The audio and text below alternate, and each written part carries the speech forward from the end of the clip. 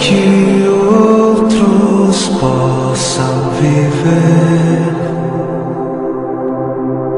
vale a pena morrer, para que outros possam viver.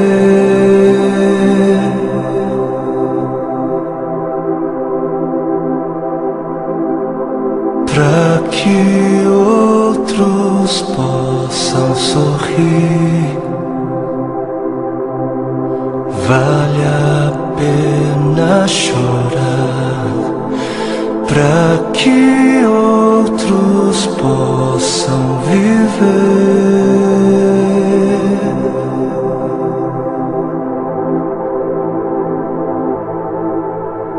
Portanto, visto que temos este ministério pela misericórdia que nos foi dada, não desanimamos. Antes, renunciamos aos procedimentos secretos e vergonhosos, não usamos de engano, nem adulteramos a palavra de Deus. Ao contrário, mediante a clara exposição da verdade, recomendamo-nos à consciência de todos diante de Deus. Pois não pregamos a nós mesmos, mas a Jesus Cristo, o Senhor, e a nós como escravos de vocês, por causa de Jesus. De todos os lados somos pressionados, mas não desanimamos. Ficamos perplexos, mas não desesperados. Somos perseguidos, mas não abandonados. Abatidos, mas não destruídos. Trazemos sempre em nosso corpo o morrer de Jesus, para que a vida de Jesus também seja revelada em nós. Pois nós que estamos vivos, somos sempre entregues à morte por amor a Jesus, para que a sua vida também se manifeste em nosso corpo, de modo que em nós atua a morte, mas em vocês a vida. Por isso não desanimamos, embora exteriormente estejamos a desgastar-nos, interiormente estamos sendo renovados dia após dia, pois os nossos sofrimentos leves e momentâneos estão produzindo para nós uma glória eterna que pesa mais do que todos eles. Assim, fixamos os olhos não naquilo que se vê, mas no que não se vê, pois o que se vê é transitório, é passageiro, mas o que não se vê é eterno. Para que outros possam viver, vale a pena morrer. E nas palavras de 2 Coríntios capítulo 4 que nós acabamos de ler, para que outros possam viver, não apenas vale a pena morrer, como deve-se morrer. Deve-se. Para que outros possam viver, deve-se. É necessário morrer. É necessário morrer para que haja vida. Trazendo sempre em nosso corpo o morrer de Jesus, para que a vida de Jesus também seja revelada em nosso corpo. Pois nós que estamos vivos, somos sempre entregues à morte por amor a Jesus, para que a sua vida também se manifeste em nós, de modo que em nós atua a morte, para que em vocês, para que em outros atue a vida. Assim como a semente que não morre não germina, assim como a semente que não morre é incapaz de gerar frutos, aquele que não morre é incapaz de gerar vida, é incapaz. Não fosse o sangue do Cordeiro, não fosse o sangue de todos os mártires que vieram antes de nós, não fossem aqueles que vivem como se não pertencessem a este mundo, não seríamos conhecedores das boas novas da vida, não seríamos. Mas se as coisas são assim, se isso é verdade, se isso reflete a realidade, se o Senhor teve toda a intenção de dizer exatamente o que Ele disse, por que é então que não morremos? Por que é então que o mundo está cansado de ver uma igreja que deveria carregar a mensagem da morte, mas não carrega? Não carrega. E não carrega porque ela mesma recusa-se a morrer. Se a ordem é essa, por que é então que não vemos mais vidas sendo geradas? Nações sendo alcançadas em meio à voluntária entrega da vida por parte daqueles que se dizem cristãos? Por quê? Por quê? Porque existe algo de muito errado em nosso meio. Existe algo de muito errado em meio àquilo que chamamos de Evangelho do Reino de Deus. Evangelho do Reino de Deus. Não o Evangelho do Reino dos homens para os homens. Não o Evangelho do Reino desta terra para esta terra. Não o Evangelho do seu reino para você mesmo, para o seu próprio benefício. Mas o Evangelho do Reino de Deus para o benefício de Deus. E existe algo de muito errado porque estamos confundindo o Evangelho do Reino de Deus, que é para Deus, com outros evangelhos. E o povo, por falta de líderes que preguem o que o povo precisa ouvir e não o que o povo quer ouvir, o povo está adorando outros bezerros de ouro. E o grande bezerro de ouro dos nossos dias é a bênção. O grande bezerro de ouro dos nossos dias é a vitória, é a conquista, é o bezerro da prosperidade, é a saúde, é o meu bem-estar, é o meu conforto, é a minha necessidade, é o meu reino, é a minha vida. 7 passos para alcançar a bênção aqui, 40 dias de jejum da vitória ali, 12 maneiras para ser próspero um pouco mais adiante, e 318 formas para você fazer com que Deus faça aquilo que você quer que Ele faça. Não importa se Ele queira fazer ou não, porque afinal o modelo de Jesus, não seja feita a minha vontade, mas a sua, serve para Jesus, serve para o Filho de Deus, não serve para mim, não serve para a igreja. Quantos já foram a alguma campanha que dizia campanha do negue-se a si mesmo, campanha dos 3 passos para morrer, ou a campanha das 7 maneiras de amar ao seu próximo como a si mesmo, campanha de 40 dias de jejum para que eu possa carregar a minha cruz? Não? Nunca foi? Por que não?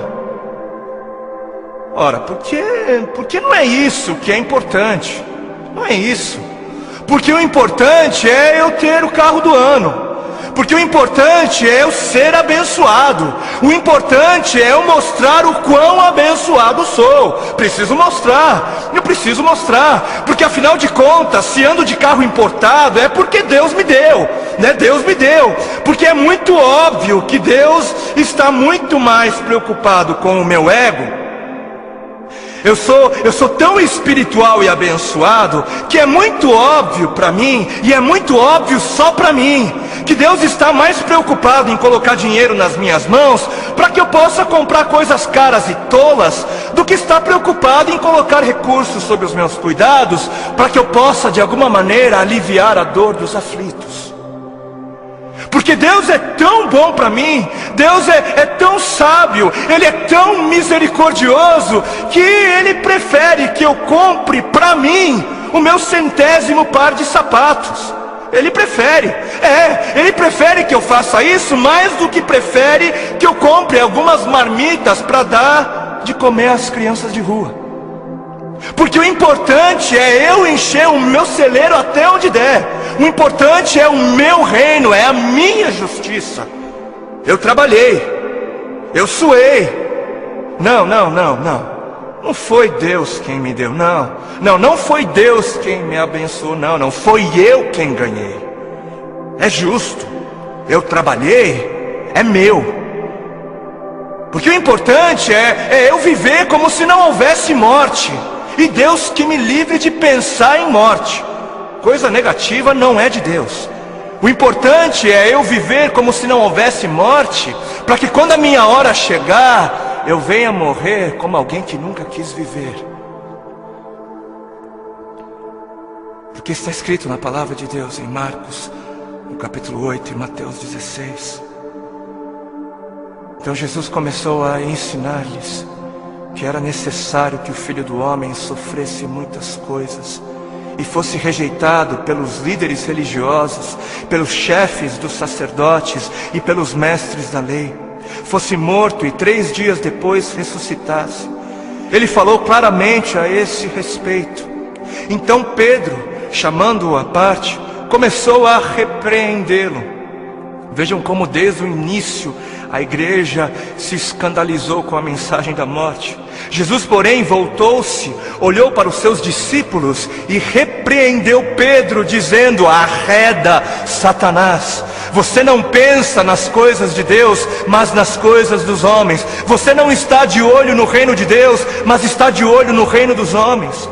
Então ele chamou a multidão e os discípulos e disse: se alguém quer vir após mim, negue-se a si mesmo, tome a sua cruz e siga-me. Se quiser, se alguém quiser. Porquanto quem quiser salvar a sua vida, perdê-la-á. Mas quem perder a vida por minha causa, achá-la-á. Pois o que aproveitará o homem se ganhar o mundo inteiro e perder a sua alma? Ou o que dará o homem em troca da sua alma? Porque o Filho do Homem, o Filho de Deus, há de vir na glória de seu Pai. Ele há de voltar com os seus anjos, e então retribuirá a cada um conforme as suas obras.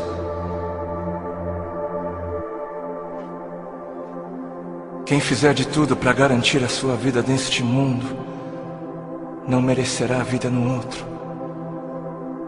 E quem fizer de tudo para garantir a sua vida no outro mundo, perderá a sua vida neste. Perderá o controle da sua vida neste mundo. Quem viver de olho nos tesouros deste mundo, receberá somente aquilo que este mundo é capaz de dar. Mas quem viver com os olhos fixos no tesouro eterno, este receberá, este haverá de receber aquilo que a eternidade tem para dar. Entendam algo. Sabem por que existem religiosos fanáticos que se matam, que se suicidam, que dão as suas vidas para serem destruídas? Sabem por quê? Porque eles estão pensando na eternidade, eles estão de olho na eternidade. E sabe por que você se recusa a negar-se a si mesmo e entregar o controle da sua vida a Deus? Porque você está pensando demais nesta vida. E mais, sabem por que é que estes fanáticos acabam dando as suas vidas? Porque eles passaram a vida toda, a vida inteira, ouvindo de seus mestres que morrer é algo valioso. Eles passaram a vida toda ouvindo de seus mestres que morrer é algo bom, é algo nobre, é algo honroso, que morrer gera vida. Gera vida. Mas e a igreja?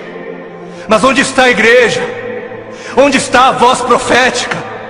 Onde estão os que pregam a verdade? Onde estão os que pregam morram?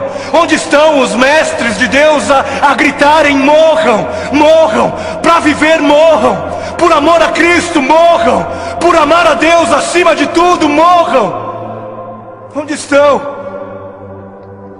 Por que os missionários moravianos se vendiam como escravos para poderem pregar aos escravos? Porque alguém lhes ensinou que esta vida não vale a pena ser vivida se não for vivida para Deus. Alguém lhes havia ensinado que para que outros pudessem viver, valia a pena morrer. Enquanto muitos parecem estar fascinados demais com mestres que pregam apenas vida nesta vida, mestres que distorcem o significado de vida em abundância. Apesar disso, existem alguns remanescentes, existem ainda alguns que se recusam a se prostrar diante dos bezerros de ouro, existem ainda alguns que se permitem ser afligidos por amor a Cristo. Alguns que entenderam a voz do Espírito de Cristo, do Cristo que deu o exemplo a ser seguido, não apenas em vida, mas na morte de cruz, e são capazes de dizer: já não sou eu quem vivo, mas Cristo vive em mim. Cristo vive em mim. Amados, a vida é para os que creem. E os que creem não têm medo da morte, não devem ter medo da morte. Quem tem medo da morte não crê. E quem não crer, não viverá. E eis que a morte é o maior medidor da fé. Os que morrem são os que creem. E termino com um texto bíblico que está em 2 Timóteo, capítulo 4, nos versículos 2 ao 4. Diz assim: pregue a palavra, pregue a palavra, esteja preparado a tempo e fora de tempo, repreenda, corrija, exorte com toda a paciência e doutrina. Por quê? Porque chegará o tempo em que não suportarão a sã doutrina, chegará o tempo em que não suportarão os caminhos de Deus, os pensamentos de Deus. Ao contrário, sentindo coceira nos ouvidos, juntarão mestres para si mesmos, segundo as suas próprias cobiças. E estes se recusarão a dar ouvidos à verdade, se recusarão, voltando-se para as fábulas, preferindo acreditar nos mentirosos finais felizes. Que este não seja você, para a glória de Cristo Jesus. Amém.